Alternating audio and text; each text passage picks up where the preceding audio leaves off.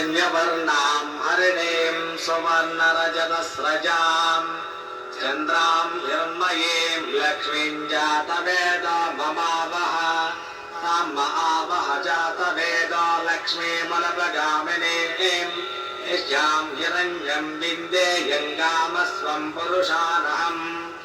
अश्वपूर्वां रथमज्जां हस्तिनादप्रबोधिनीं श्रियं देवीमपह्वये श्रीर्मा देवी जुषदां कांसास्मितां हिरण्यप्राकारामार्द्रां ज्वलन्तीं तृप्तां तर्पयन्तीम् अग्ने स्थितां पद्मवर्णां तामिहोपह्वये श्रियं चन्द्रां प्रभासां विशसाज्वलन्तीं त्रयं लोके देवदुष्टामुदाराम्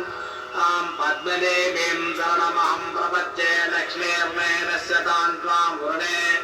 आदित्यवर्णे तमसादिजातो वनस्पतिस्तववृक्षोदबिल्वः तस्य फलानि तपसादुदन्तु मायान्तरायाश्च भाग्या अलक्ष्मीः उपैतु मां देवसखः कीर्तिश्च मणिना सह प्रादुर्भूतोऽस्ति रास्मेऽस्मिन् कीर्तिमूर्तिं ददातु मे क्षुत्पिपासामलां ज्येष्ठाम् अलक्ष्मीर्नाशयाम्यहम् अभूतिमसमर्थ्यं च सर्वाण्युन्नत मे गृहात् गन्धद्वारान्तुराधर्षां नित्यपुष्टां गणेशिनीं ईश्वरेयं सर्वभूतानां तामिहोपह्वये श्रियं श्रीर्मे भजत